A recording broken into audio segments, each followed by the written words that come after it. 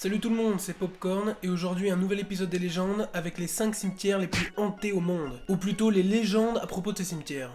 Alors on commence avec le cimetière de Kirkyard en Écosse. Ce cimetière a été construit en 1560 à Édimbourg, à la place d'un ancien couvent. Sa réputation est d'être le cimetière le plus hanté d'Écosse.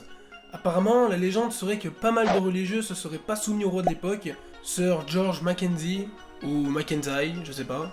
Bref, et ces religieux un peu rebelles se seraient fait enterrer sur les lieux. Donc bon, ça pose l'ambiance. Et dans ce cimetière, on compte environ 350 attaques de fantômes entre 1990 et 2006. Les personnes rapportent s'être fait bousculer, mordre, certains même avaient des fractures aux doigts.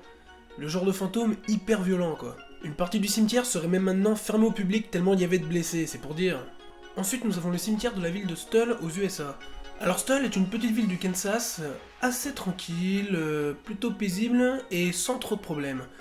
Par contre, son cimetière, c'est autre chose. Il est réputé auprès de tous les amateurs de paranormal pour être le plus hanté des États-Unis. Et apparemment, le pape Jean-Paul II aurait même refusé de survoler l'endroit en avion, tellement il avait les miquettes.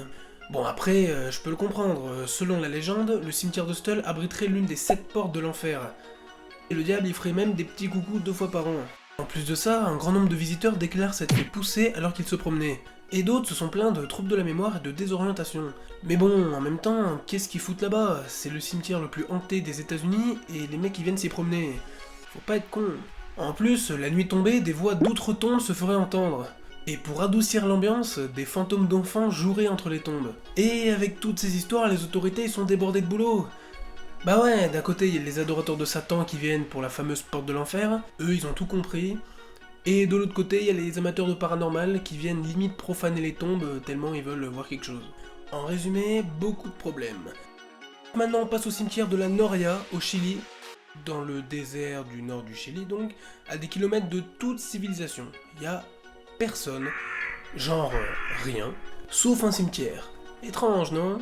Non, en fait, y a pas que ça. Pour poser le tableau, la Noria est une ville désertée par ses habitants suite à une crise économique.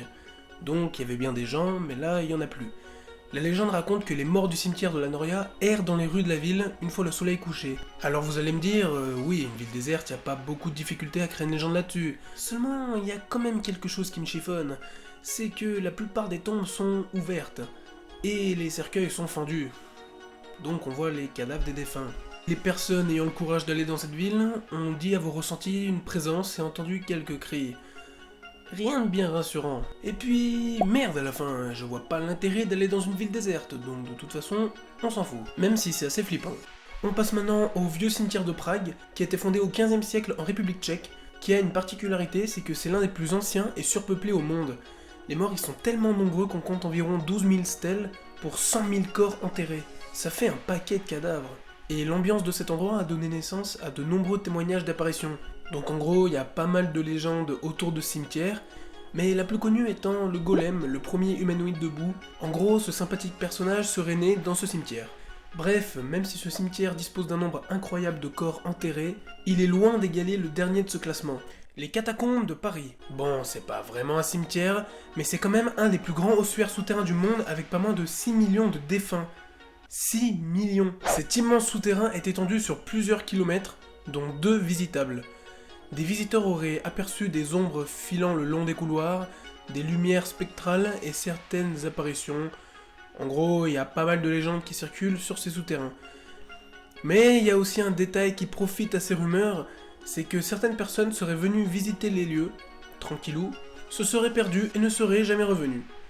Donc bon, forcément, ça rassure encore moins.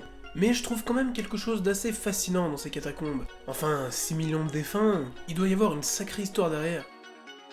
Et voilà, cet épisode sur les légendes est terminé, j'espère que vous avez aimé cette vidéo.